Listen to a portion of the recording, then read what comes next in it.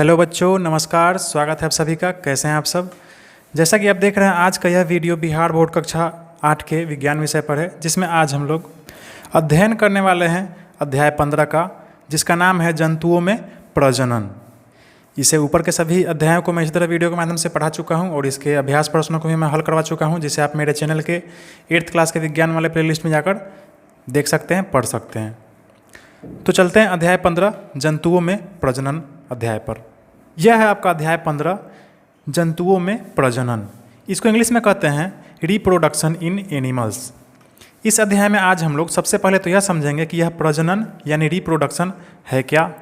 फिर इसके बाद प्रजनन की जो दो विधियां हैं, अलैंगिक प्रजनन और लैंगिक प्रजनन, इन दोनों को हम अच्छे से समझेंगे।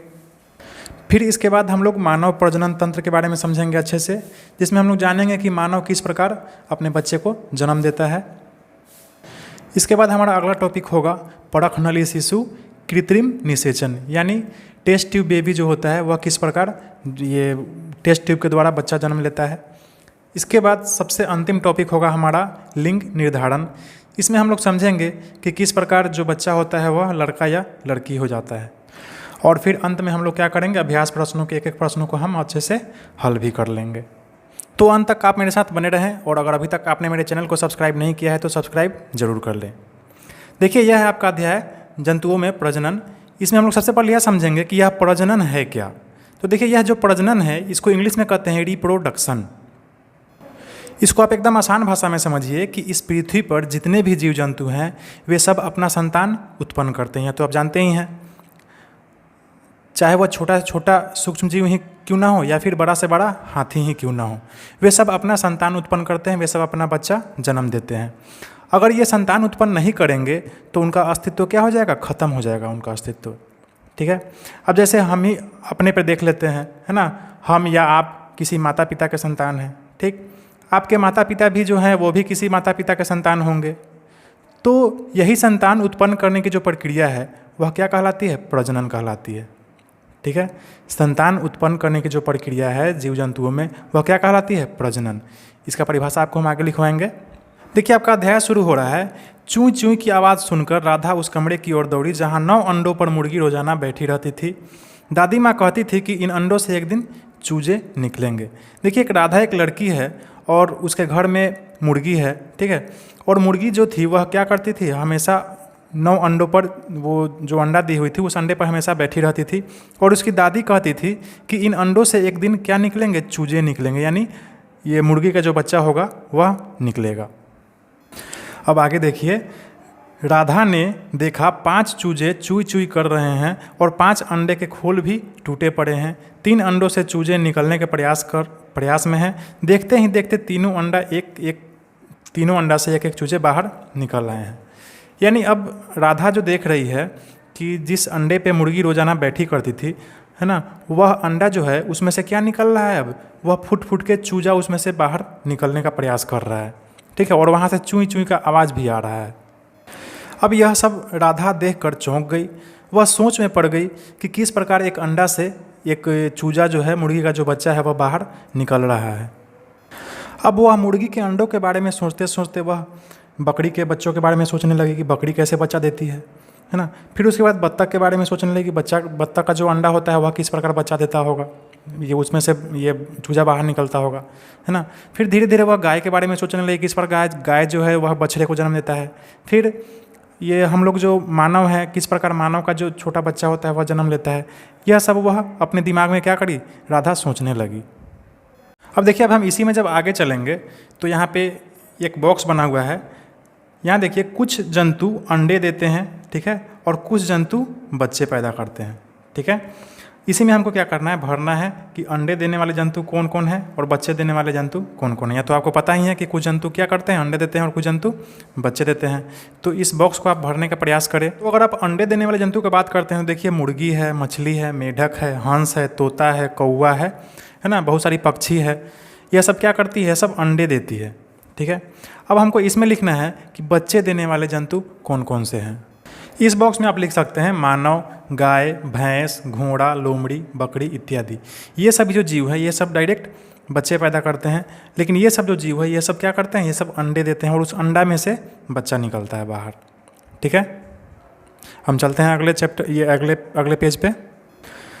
देखिए, गाय बछड़ा और बछिया को जन्म देती है। आपको तो पता ही है, गाय जो होती है वह क्या करती है, बछड़ा या बछिया जन्म देती है। आपके घर में होगा ही, घर के अगल बगल में। मछली के अंडों से मछली निकलते हैं।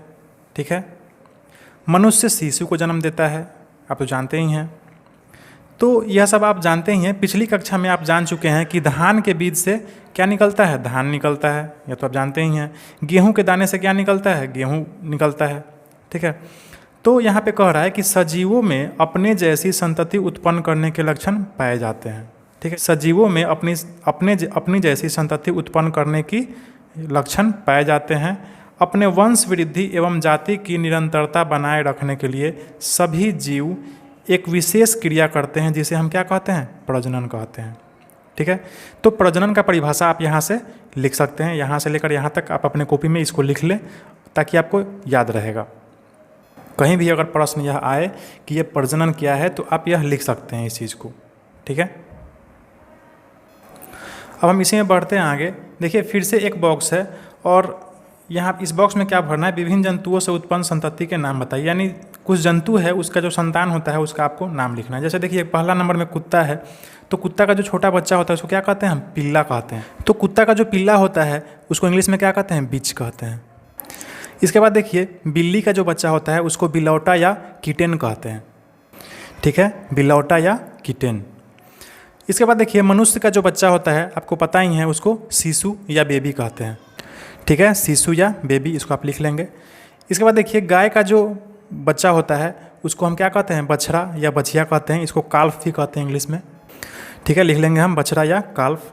उसके बाद देखिए, मुर्गी का जो बच्चा होता है उसको क्या कहते हैं, चूजा कहते हैं या चिक। ठीक है, चूजा या चिक, इसको आप लिख लेंगे। अब हम चलते हैं अगले टॉपिक पे, प्रजनन की विधियाँ। तो देखिए, जैसा कि आपकी किताब में दिया है, प्रजनन की कितनी विधियाँ हैं, 2 विधियाँ हैं।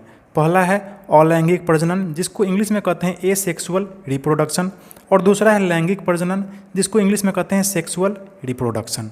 अब हम इसको थोड़ा आसान भाषा में समझ लेते हैं। सबसे पहले देखिए, हम लैंगिक प्रजनन को समझ लेते हैं आसान भाषा में।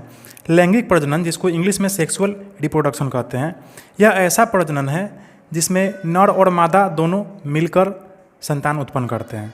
अब जैसे देख लीजिए, मानव में ही एक माता और एक पिता मिलकर क्या करते हैं, एक शिशु को जन्म देते हैं, आप तो जानते ही हैं। ठीक, लेकिन यह जो अलैंगिक प्रजनन है, जिसको इंग्लिश में एसेक्सुअल रिप्रोडक्शन कहते हैं, यह ऐसा प्रजनन है जिसमें सिर्फ एक ही जीव का इसमें ज़रूरत पड़ता है।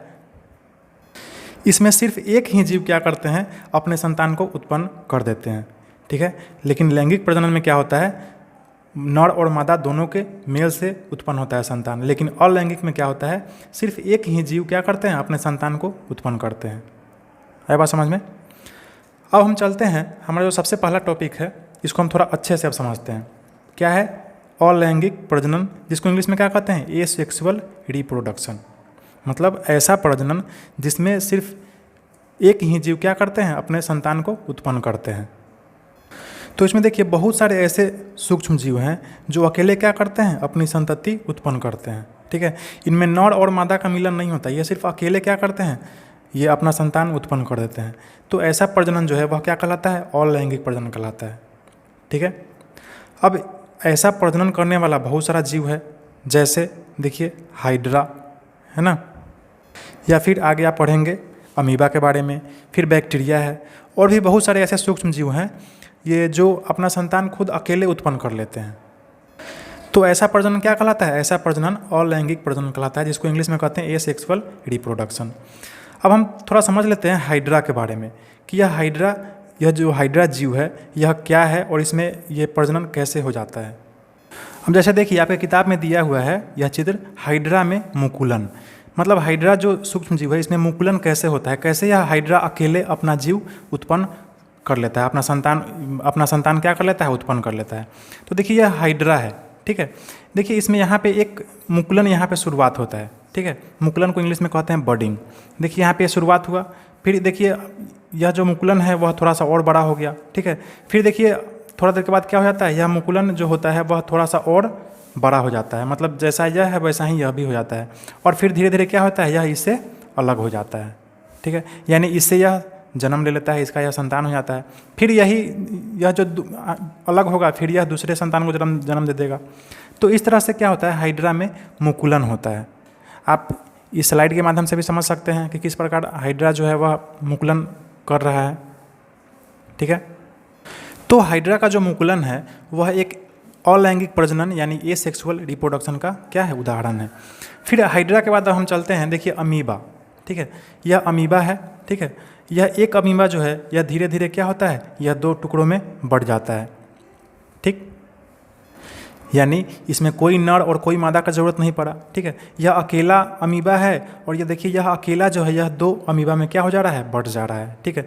तो इससे जो संतान उत्पन्न हो रहा है 2, है ना, यह क्या हो जा रहा है, यह इसी का है। इसमें किसी नर और ये नर और मतलब 2 जीव के मिलन से यह नहीं हो रहा है। यह अकेले यह अमीबा क्या कर ले रहा है, दोनों को अलग कर ले रहा है, यानी 2 अमीबा बन जा रहा है, ठीक। अमीबा कैसा जंतु है, एक कोशिकीय सूक्ष्म जीव है, ठीक है। आप पढ़ चुके हैं अमीबा के बारे में पिछले कक्षा में। तो इस प्रकार जो है अमीबा का जो प्रजनन है वह क्या कहलाता है, इस प्रकार के अलैंगिक प्रजनन को क्या कहते हैं, जिस प्रक्रम में कोई एक जीव विभाजित होकर 2 संतति उत्पन्न करता है उसको क्या कहते हैं, द्विखंडन, ठीक है। जिस प्रकार हाइड्रा में हो रहा था तो उसको हम क्या कह रहे थे, मुकुलन कह रहे थे। लेकिन अगर अमीबा का बात होगा तो आप क्या कहेंगे, द्विखंडन, ठीक है। तो अमीबा जो है इस तरह से क्या होता है, 2 भागों में बढ़ जाता है और इसमें क्या हो जाता है, द्विखंडन हो जाता है। यह भी एक अलैंगिक प्रजनन यानी एसेक्सुअल रिप्रोडक्शन का क्या है, उदाहरण है, ठीक है। आशा है आप समझ गए होंगे इसको अच्छे से। अब देखिए प्रजनन का जो हमारा अगला प्रकार है वह है लैंगिक प्रजनन, जिसको इंग्लिश में कहते हैं सेक्सुअल रिप्रोडक्शन। आप अलैंगिक प्रजनन में समझ चुके हैं कि एक ही जीव क्या करते हैं, अपने संतान को उत्पन्न करते हैं। लेकिन लैंगिक प्रजनन में ऐसा नहीं है। लैंगिक प्रजनन में जो है 2 जीव मिलते हैं तब एक संतान का उत्पन्न होता है। जैसे एक नर और एक मादा के मेल से, ठीक है, एक शिशु का जन्म होता है। तो इसको हम अच्छे से समझते हैं, चलते हैं आगे। देखिए यहाँ पे लिखा है लैंगिक प्रजनन में नर एवं मादा दोनों के जननांग भाग लेते हैं। देखिए जननांग का मतलब होता है जनन अंग, ठीक है। तो इसमें क्या होता है, लैंगिक प्रजनन में मादा और नर दोनों के जनन अंग क्या करते हैं, भाग लेते हैं, तब संतान उत्पन्न होता है, ठीक है। हम चलते हैं इसी में आगे। हमारा जो टॉपिक है वह है मानव प्रजनन तंत्र। क्योंकि मानव का जो प्रजनन होता है वह लैंगिक प्रजनन होता है यानी सेक्सुअल रिप्रोडक्शन होता है, इसलिए हम सबसे पहले मानव प्रजनन तंत्र के बारे में अच्छे से हम समझते हैं अभी। तो इसको हम पढ़ते हैं। देखिए क्या लिखा है, पुरुषों में उदर के नीचे अंडा के आकार का एक जोड़ा विडिसिन टेस्टिस होता है जो नर युग्मक, जिसको इंग्लिश में मेल जीमेट अर्थात शुक्राणु, जिसको इंग्लिश में स्पर्म, ये उत्पन्न करता है, ठीक है। कहने का मतलब है पुरुष का जो शरीर होता है उसमें उदर के नीचे यानी उसके पेट के नीचे अंडा के आकार का एक जोड़ा विडिसिन होता है। देखिए इस विडिसिन को इंग्लिश में टेस्टिस कहते हैं, ठीक है। यह अंडा के आकार का होता है और यह नीचे लटका होता है, इसको इंग्लिश में क्या कहते हैं, टेस्टिस, ठीक है। इस टेस्टिस का क्या काम है, यह जो विडिसिन है इसका क्या काम है, इसका काम है शुक्राणु उत्पन्न करना, ठीक है। शुक्राणु को इंग्लिश में कहते हैं स्पर्म, ठीक। तो यह जो टेस्टिस है, यह विडिसिन है, यह क्या उत्पन्न करता है, यह शुक्राणु यानी स्पर्म उत्पन्न करता है। अब इसी में हम आगे पढ़ेंगे तो इससे जुड़ी हुई एक जोड़ा शुक्र नलिका यानी सेमिनल डक्ट होती है, जिससे शुक्राणु गति करता हुआ शिश्न यानी पेनिस के माध्यम से बाहर निकलता है, ठीक है। इसको आप जब चित्र में देखेंगे तो यह जो विडिसिन जो लटका हुआ है, इस विडिसिन से एक जोड़ा शुक्र नलिका क्या हुआ, देखिए जुड़ा हुआ है, ठीक है। और इसी शुक्र नलिका के द्वारा क्या होता है, शुक्राणु गति करता हुआ शिश्न, जिसको इंग्लिश में पेनिस कहते हैं, इस पेनिस के माध्यम से क्या होता है, बाहर निकल जाता है। अब देखिए क्या लिखा है, शुक्राणु जिसको स्पर्म कहते हैं इंग्लिश में, लाखों की संख्या में निकलते हैं। ये सूक्ष्म तथा एक कोशिकीय संरचना होती है, ठीक है। से जो स्पर्म निकलते हैं यानी शुक्राणु जो निकलते हैं वो लाखों की संख्या में निकलते हैं और ये सूक्ष्म होते हैं, बहुत सूक्ष्म होते हैं और एक कोशिकीय संरचना वाले होते हैं, यानी इनका जो शुक्राणु होता है वो एक कोशिका का होता है। अगर आप शुक्राणु को सूक्ष्मदर्शी यानी माइक्रोस्कोप से देखेंगे तो इसमें देखिए यही भाग होता है, इसमें सिर होते हैं, मध्य भाग होते हैं और पूँछ होता है, ठीक है। तो यह है आपका ये पुरुष का जननांग, ठीक है, पुरुष का जनन अंग। अब हम चलते हैं आगे। आगे हम स्त्रियों के जनन अंग के बारे में भी थोड़ा देख लेते हैं। देखिए यहाँ पे किताब में लिखा है कि स्त्रियों में नाभि के नीचे शरीर के अंदर मादा प्रजनन अंग स्थित होते हैं। आपको तो पता ही है स्त्रियों में भी क्या होते हैं, ये स्त्रियों के शरीर में भी ये मादा प्रजनन अंग स्थित होते हैं। आगे देखिए लिखा है इन अंगों में एक जोड़ा अंडाशय ओवरी, जिसको ओवरी कहते हैं अंडाशय को इंग्लिश में, एक जोड़ा अंडवाहिनी जिसको ओविडक्ट कहते हैं, तथा एक गर्भाशय यूट्रस होता है। ठीक है, अब जब आप इस चित्र में गौर से देखेंगे तो स्त्रियों का जो प्रजनन अंग है उसमें यही सब चीज़ शामिल है। क्या है, सबसे पहले तो देखिए एक जोड़ा अंडाशय है। देखिए यहाँ पे यह एक और यह एक, यह दोनों क्या है, यह अंडाशय है। ठीक है, इसको इंग्लिश में क्या कहते हैं, ओवरी कहते हैं। ठीक, फिर एक जोड़ा अंडवाहिनी है जिसको इंग्लिश में ओविडक्ट कहते हैं। देखिए यह अंडाशय जो है यह अंडवाहिनी से जुड़ा हुआ है। ठीक है, यह अंडाशय इस अंडवाहिनी से जुड़ा हुआ है, तो एक जोड़ा अंडाशय हो गया और एक जोड़ा अंडवाहिनी है। ठीक है, इस अंडवाहिनी को इंग्लिश में क्या कहते हैं, ओविडक्ट कहते हैं। ठीक, तो अंडवाहिनी कौन हुआ, यह और यह। ठीक, और फिर एक गर्भाशय होता है जिसको इंग्लिश में क्या कहते हैं, यूट्रस कहते हैं। देखिए यह जो बीच वाला पार्ट है यह क्या है, यह यूट्रस है, इसको गर्भाशय कहते हैं। ठीक है, यहीं पे बच्चा का विकास होता है, शिशु का विकास यहीं पे होता है। ठीक, और यह जो है यह योनि मार्ग है, इसी के द्वारा स्पर्म अंदर जाता है, यानी शुक्राणु अंदर जाता है। अब देखिए आगे आपकी किताब में क्या लिख रहा है कि प्रत्येक माह किसी एक अंडाशय से एक अंडाणु, जिसको इंग्लिश में ओवम कहते हैं, अर्थात मादा युग्मक जिसको इंग्लिश में फीमेल जीमेट कहते हैं, निर्मोचित होकर अंडवाहिनी यानी ओविडक्ट में पहुंचता है। ठीक है, इसको आप चित्र के माध्यम से समझ ले। क्या कह रहा है कि प्रत्येक माह यानी हर महीना में किसी एक अंडाशय से, यानी या तो इससे या नहीं तो इससे, दोनों में से किसी एक ओवरी से किसी एक अंडाशय से क्या होता है, ये अंडाणु जो है वह निकल के कहाँ आता है, अंडवाहिनी में। ठीक है, या तो इससे आए तब, नहीं तो इससे आए तब। अंडाणु कहाँ आता है, यहाँ इस अंडवाहिनी में यहाँ पर आ जाता है, या अगर इससे निकल रहा होगा तो यहाँ से निकल के यहाँ पे आ जाता है। यह प्रत्येक महीना में ऐसा होता है। अंडाशय से ये अंडाणु जो है वह निकल के कहाँ जाता है, अंडवाहिनी में। ठीक है, दोनों में से किसी एक में ऐसा होता है। अब देखिए इसी में आगे लिखा है कि अंडाणु भी एक कोशिकीय संरचना है। जिस प्रकार ये शुक्राणु एक कोशिकीय संरचना था, वैसे ही अंडाणु भी क्या है, एक ही कोशिका का संरचना है। और अंडवाहिनी में शुक्राणु आकर अंडाणु से क्या होते हैं, संलयित हो जाते हैं। ठीक है, यानी आप यह तो देख ही चुके हैं, अभी पढ़ ही चुके हैं कि हर महीना क्या होता है, इस दोनों में से किसी एक अंडाशय से अंडाणु निकल के अंडवाहिनी में आ जाता है। ठीक, और जब स्पर्म यहाँ से यानी शुक्राणु यहाँ से जब आता है अंदर, ठीक है, तो शुक्राणु या अगर इधर जाए तब या इधर जाए तब, ये क्या होता है, अंडवाहिनी में जो अंडा निकला होता है दोनों क्या होता है, मिल जाता है। यानी शुक्राणु अंडाणु से ये क्या हो जाते हैं, संलयित हो जाते हैं। ठीक है, इसको आप एनिमेशन के माध्यम से समझ सकते हैं, देख सकते हैं अच्छे से कैसे देखिए संलयित हो रहा है। देखिए संलयन की इसी क्रिया को निषेचन यानी फर्टिलाइजेशन कहते हैं। ठीक है, इसी क्रिया को क्या कहते हैं, फर्टिलाइजेशन यानी निषेचन। आप समझ चुके हैं अच्छे से। अब देखिए आगे कह रहा है कि निषेचन के बाद यह संरचना गति करते हुए गर्भाशय में आकर रोपित हो जाते हैं। यानी शुक्राणु और अंडाणु जब निषेचित हो जाते हैं यानी फर्टिलाइज हो जाते हैं, यहाँ हो तब या यहाँ हो तब, तो फर्टिलाइजेशन के बाद यानी निषेचन के बाद ये यहाँ आ जाते हैं। ठीक है, कहाँ जाते हैं, यहाँ गर्भाशय में आ जाते हैं, यूट्रस में आ जाते हैं। ठीक है, और शिशु का विकास यहीं पे होने लगता है। देखिए आगे लिखा है कि निषेचित अंडाणु को युग्मनज कहते हैं, जिसको इंग्लिश में जाइगोट कहते हैं। ठीक है, यह ऐसा ही होता है। ठीक, युग्मज की कोशिकाएं विभाजित होने लगती है। देखिए कोशिकाएं जो है युग्मज की वह कैसे विभाजित होने लग रही हैं। ठीक है, एक से दो बन रही है, 2 से 4, 4 से 10, इस तरह से बढ़ते चली जा रही है, जो परिवर्तित होकर भ्रूण यानी एम्ब्रायो में परिवर्तित हो जाता है। ठीक है, वह परिवर्तित होकर धीरे धीरे कोशिका बढ़ते बढ़ते क्या हो रहा है, वह भ्रूण में बदल जा रहा है, जिसको क्या कहते हैं हम इंग्लिश में एम्ब्रायो कहते हैं।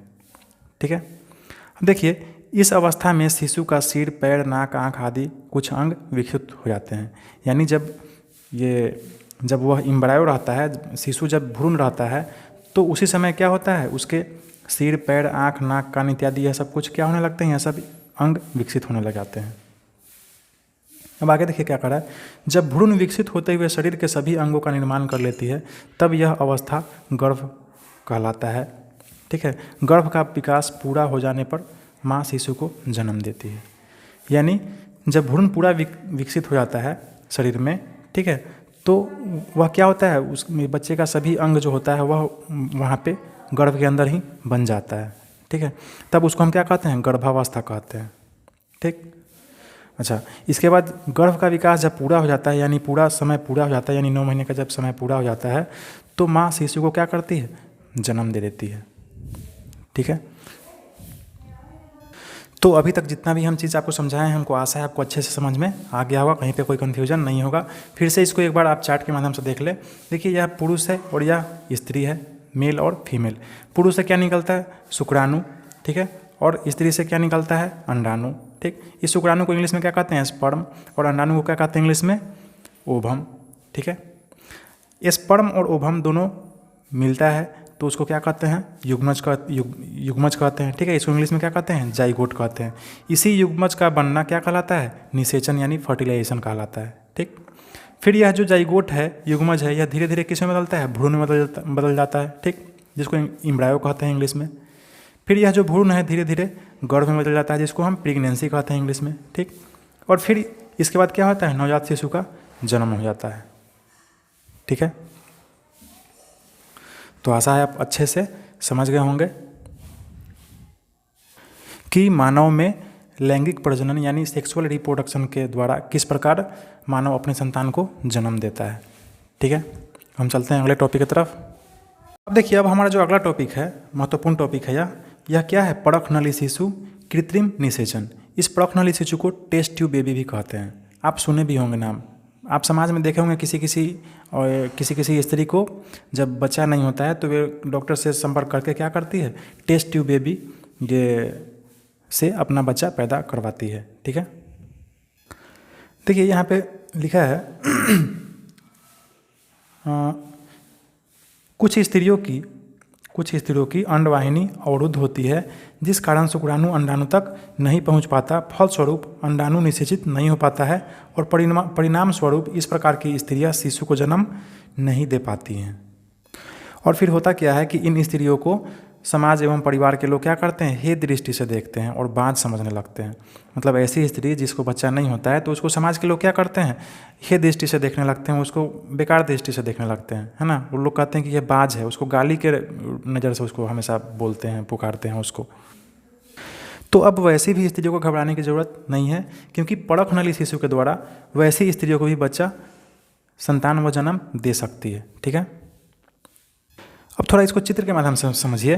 देखिए, आप चित्र में इस पहले आप क्या पढ़े हैं कि स्त्रियों में क्या होता है कि दोनों तरफ अंडाशय होता है, और यहाँ अंडाशय से क्या होता है, प्रत्येक महीने ये अंडाणु क्या होते हैं, अंडवाहिनी में आते हैं प्रत्येक महीने। लेकिन जो स्त्रियाँ बाज होती है, मतलब जिन स्त्रियों को इसमें प्रॉब्लम होता है कोई, मतलब अंडाशय से अंडाणु जो है यह अंडवाहिनी में नहीं जा पाता, या फिर इस अंडाशय से अंडाणु जो है अंडवाहिनी में यहाँ पर नहीं आएगा, तो शुक्राणु जो है जब यहाँ से गति करता हुआ आएगा तो यह तो यहाँ पे खोजेगा अंडाणु, और जब इसको नहीं मिलेगा तो वह खत्म हो जाएगा, है ना। और ऐसी स्त्रियों को क्या होगा, ये संतान उत्पन्न नहीं कर पाएगी। ठीक है, तो ऐसी स्त्रियों को क्या किया जाता है, उनके अंडाशय से ये अंडाणु लिया जाता है। ठीक, और उसको शुक्राणु से मिलाकर उसको 5-7 दिनों के लिए टेस्ट ट्यूब में रखकर उसको निषेचित यानी फर्टिलाइजेशन किया जाता है। ठीक, और जब वह भ्रूण तैयार हो जाता है, ठीक, यानी जब वह अच्छे से निषेचित हो जाता है तो फिर क्या किया जाता है, उसको उस स्त्री के गर्भ में रोपित कर दिया जाता है। ठीक है, और वह जो शिशु है उस स्त्री के गर्भ में क्या हो जाता है, धीरे धीरे विकास करने लगता है। ठीक, और फिर वह स्त्री क्या करती है, उस बच्चे को जन्म दे देती है। और देखिए यहाँ पर लिखा भी है कि अंडवाहिनी के अवरुद्ध होने की स्थिति में डॉक्टर क्या करते हैं, ताज़ा अंडाणु और शुक्राणु एकत्र करके उचित माध्यम से कुछ समय के लिए एक साथ रखते हैं, ताकि शरीर से बाहर कृत्रिम निषेचन हो सके। ठीक है, शरीर से बाहर उनका फर्टिलाइजेशन होता है, और फर्टिलाइजेशन यानी निषेचन जब हो जाता है तो उनको क्या किया जाता है, 1 सप्ताह तक विकसित किया जाता है, और उसके बाद माता के गर्भाशय में रोपित कर दिया जाता है। ठीक है, जहाँ शिशु का पूरा विकास होता है। ठीक है, और शिशु का जन्म सामान्य शिशु की तरह होता है। ठीक है, जैसे सामान्य शिशु का जन्म होता है वैसे ही टेस्ट ट्यूब वाला जो बच्चा होता है उसका भी जन्म होता है। ठीक, इस तकनीक से जन्मे शिशु को क्या कहते हैं? परख नली शिशु कहते हैं। ठीक। अब देखिए यहाँ पे लिखा हुआ है कि कुछ लोगों को लगता है कि टेस्ट ट्यूब यानी परख नली जो बेबी होती है, शिशु होती है, वह बाहर ही मतलब उसका विकास होता है, लेकिन ऐसा नहीं है ना। टेस्ट ट्यूब बेबी जो होती है यानी परख नली शिशु जो होती है, वह माता के गर्भ में ही उनका विकास होता है। ठीक है। और वह माता जैसे सिंपल बच्चा का जन्म होता है, वैसे ही उसका भी परख नली जो शिशु होता है उसका भी जन्म होता है माता के द्वारा। ठीक है। तो आशा है आप समझ चुके होंगे अच्छे से कि यह परख नली शिशु है क्या और यह कैसे इसके द्वारा संतान का उत्पत्ति होता है। ठीक। हम चलते हैं अगले टॉपिक पे। देखिए हमारा जो अगला टॉपिक है वह है लिंग निर्धारण। ठीक है। यानी किस प्रकार ये माता के गर्भाशय में, गर्भ में बच्चा जो होता है वह लड़का या लड़की हो जाता है। ठीक है। इसको हम समझने वाले हैं अच्छे से। देखिए आपके किताब में लिखा है कि गाय जो है कभी बछड़ा और कभी बछिया को जन्म देती है ना। सालू की दादी भी चिंतित है क्योंकि बहू को दूसरी बार भी कहीं लड़की ना हो जाए, है ना। यानी सालू की जो दादी है उसकी बहू को क्या है, एक बार लड़की हो चुका है और उसको फिर दूसरा बार डर लग रहा है कहीं फिर क्या हो, लड़की ही ना कहीं फिर हो जाए। ठीक। यदि ऐसा हुआ तो वंश ही खत्म हो जाएगा और पता नहीं घर वाले बहू के साथ क्या क्या व्यवहार करेंगे। और जब लड़की होने लगता है तो लोग क्या करते हैं, स्त्री को ही यानी घर की बहू को ही ये दोषी ठहराते हैं कि नहीं ये लड़की ही ठीक नहीं है, इसको सिर्फ क्या होता है, बेटिए होता है। जबकि ऐसा बात नहीं है। बेटा या बेटी का होना यह किस पे निर्भर करता है, यह पुरुष पे निर्भर करता है। ठीक है। इसको आपको अच्छे से भी हम समझाते हैं यह कैसे होता है। ठीक है। तो देखिए आपको पता होना चाहिए कि मनुष्य के प्रत्येक कोशिका में 23 जोड़ा गुणसूत्र होते हैं। यानी अगर पुरुष है तो उसको भी 23 जोड़ा गुणसूत्र होगा और अगर स्त्री है तो उसको भी कितना जोड़ा गुणसूत्र होगा, 23 जोड़ा। ठीक है। और आपको तो पता है एक जोड़ा का मतलब कितना है, होता है 2 होता है। तो 23 जोड़ा का मतलब कितना हो गया, 46। ठीक है। तो टोटल 46 गुणसूत्र पुरुष में होते हैं और टोटल 46 गुणसूत्र किस में होते हैं, स्त्री में भी होते हैं। ठीक है। लेकिन 44 गुणसूत्र जो होता है यह दोनों में समान होता है। यानी 44 गुणसूत्र जो है पुरुष में भी वही चीज़ होता है और स्त्री में भी वही चीज़ होता है। लेकिन 2 गुणसूत्र होते हैं यह दोनों में अलग अलग होते हैं। ठीक है। यह 2 गुणसूत्र जो है वह पुरुष में XY के रूप में होता है और स्त्री में XX के रूप में होता है। तो देखिए 23 जोड़ा यानी 46, टोटल 46 गुणसूत्र दोनों में है, जिसमें से 44 गुणसूत्र पुरुष में भी वही है और स्त्री में भी वही है। लेकिन बाकी का जो 2 गुणसूत्र है यह पुरुष में XY के रूप में है और स्त्री में XX के रूप में है। ठीक है। 44 और 2 46, इसमें भी 44 और 2 46 हो गया। ठीक है। तो यह जो XY गुणसूत्र है यह किसका गुण है, यह पुरुष का है। ठीक है। और यह जो XX है यह किसका है, यह स्त्री का है। ठीक है। और ये क्या कहते हैं, प्रजनन के समय क्या होता है, यही गुणसूत्र लड़का या लड़की को जन्म देता है। अब जैसे मान लीजिए पुरुष की तरफ से यह जो XY में से दोनों में से एक आया है ना, अगर X आया, ठीक है, तो स्त्री की तरफ से भी क्या आएगा, यह X ही आएगा। ठीक। तो यह क्या हो जाएगा, यह स्त्री हो जाएगा। ठीक। अच्छा, अगर मान लीजिए पुरुष की तरफ से Y आ गया, ठीक, और स्त्री की तरफ से तो X ही आएगा क्योंकि इसके पास X ही है मात्र। ठीक है। तो XY आ गया तो यह क्या हो जाएगा, यह पुरुष हो जाएगा। ठीक है। तो जब पुरुष और स्त्री के मेल से जब नए संतान का जब उत्पन्न होता है, ठीक है, तो पुरुष का जो अंतिम गुणसूत्र है यानी 23वां जोड़ा जो है, अगर यह X आ गया, ठीक है, तो यहाँ से भी X आ जाएगा और यह क्या हो जाएगा, यह स्त्री का जन्म हो जाएगा। और अगर पुरुष का जो अंतिम जोड़ा है अगर वहाँ से Y आ गया, ठीक है, और स्त्री की तरफ से तो X ही आना है, ठीक है, तो XY क्या हो जाएगा, पुरुष का उत्पन्न हो जाएगा। यानी ये शिशु जो है वह लड़का, अगर XX होगा तो लड़की होगी और YX होगा तो XY होगा तो लड़का होगा। ठीक। तो लड़का या लड़की होना यह टोटली किस पे डिपेंड है, यह टोटली पुरुष पे डिपेंड है। ठीक है। आशा आप इसको अच्छे से समझ गए होंगे। तो इसी में देखिए कह रहा है आगे कि क्या आप अब भी कहेंगे कि संतान के लिंग के लिए स्त्री उत्तरदायी है? बिल्कुल नहीं। आप समझ चुके हैं, पढ़ चुके हैं। संतान का जो लिंग है यानी संतान लड़का होगा या लड़की होगा, इसके लिए कौन उत्तरदायी है? इसके लिए पूर्ण रूप से पुरुष जिम्मेदार है। ठीक है। इसके लिए स्त्रियों को जिम्मेदार, बहू को जिम्मेदार हमको नहीं ठहराना चाहिए। ठीक। किसी को पुत्र धन की प्राप्ति नहीं होने पर स्त्रियों को दोषी ठहराना कहाँ तक उचित है, चर्चा कीजिए। ठीक है। इस संबंध में सामाजिक जागरूकता के लिए आप क्या करना चाहेंगे, सोचिए। ठीक है, तो आपका यहाँ पे अध्याय खत्म हुआ। ठीक, अब आगे इससे संबंधित कुछ अभ्यास प्रश्न हैं। इन अभ्यास प्रश्नों को हम क्या करेंगे, हल करेंगे एक एक करके। तो देखिए इसमें हमको क्या करना है, 1 नंबर प्रश्न में सही विकल्प पर सही का निशान लगाना है। यानी इसमें प्रश्न में 4 विकल्प दिया है, चारों में से कोई एक विकल्प सही है, आपको किसी एक विकल्प पर सही का निशान लगाना है। पहला प्रश्न है क, जीवों में निरंतरता के लिए आवश्यक है प्रजनन, है ना। अगर प्रजनन होगा तो जीव निरंतर बना रहेगा इस पृथ्वी पर, प्रजनन खत्म नहीं होगा तो जीव क्या हो जाएगा, खत्म हो जाएगा। अगला प्रश्न है अलैंगिक प्रजनन में भाग लेते हैं, आप तो पढ़ ही चुके हैं, अलैंगिक प्रजनन में सिर्फ एक ही जीव भाग लेते हैं। ठीक, अगला आपका प्रश्न है कि लैंगिक प्रजनन में भाग लेते हैं, तो लैंगिक प्रजनन में 2 जीव भाग लेते हैं, जिसमें से एक नर होता है और दूसरा मादा होती है। ठीक है, तो इसका उत्तर यह हो जाएगा। आपका अगला प्रश्न है देखिए घ, आंतरिक निषेचन होता है, तो देखिए आंतरिक निषेचन जो होता है वह मादा के शरीर के अंदर होता है, यानी स्त्री के शरीर के अंदर होता है। ठीक, इसके बाद हमारा अंतिम प्रश्न है अंग, मादा जनन अंग है, जनन अंग है, यानी मादा का जो जनन अंग है वह क्या है, यह देखिए गर्भाशय है। ठीक है, बाकी सब पुरुष का जनन अंग है, मादा का जनन अंग क्या है, गर्भाशय। ठीक, अब हमारा अगला जो प्रश्न है वह है सत्य कथन के सामने सही तथा असत्य कथन के सामने गलत का चिन्ह आपको लगाना है। देखिए इसमें पहला कथन है क्या कि अमीबा मुकुलन द्वारा प्रजनन करता है, यह गलत है। ठीक है, क्योंकि अमीबा जो है वह द्विखंडन द्वारा प्रजनन करता है, पढ़ चुके हैं। मुकुलन द्वारा हाइड्रा प्रजनन करता है। ठीक, अगला प्रश्न है, कथन है मेढक में बाह्य निषेचन होता है। ठीक, तो यह गलत है ना। मेढक का जो निषेचन होता है वह मेढक के शरीर के अंदर ही होता है। ठीक, अगला आपका प्रश्न है अलैंगिक प्रजनन की क्रिया में निषेचन होता है। ठीक, यह भी गलत है, अलैंगिक प्रजनन की क्रिया में निषेचन नहीं होता है। ठीक है, अगला प्रश्न है आपका 4 नंबर, शुक्राणु नर युग्मक है, यह सही है ना। शुक्राणु जो है वह ये पुरुष का युग्मक है, जनन अंग है। ठीक है, अगला प्रश्न है अंडाशय से शुक्राणु निकलते हैं, यह गलत है ना। शुक्राणु जो है वह ये विरिशन से निकलते हैं, यानी टेस्टिस से निकलते हैं। ठीक, अंडाशय से नहीं। अंडाशय जो है यह मादा युग्मक है और यहाँ से अंडाणु निकलते हैं। ठीक है, अंडाशय से क्या निकलता है, अंडाणु। अब हम चलते हैं आगे। हमारा जो तीसरा प्रश्न है वह है कि प्रजनन से आप क्या समझते हैं। ठीक है, तो इस तीसरे प्रश्न का आप उत्तर में लिख सकते हैं। आपको हम उत्तर लिखवा चुके हैं, इसका प्रजनन का परिभाषा लिखवा चुके हैं, आप इसको यहाँ से लिख सकते हैं। सजीवों में अपनी जैसी संतति उत्पन्न करने की लक्षण पाए जाते हैं।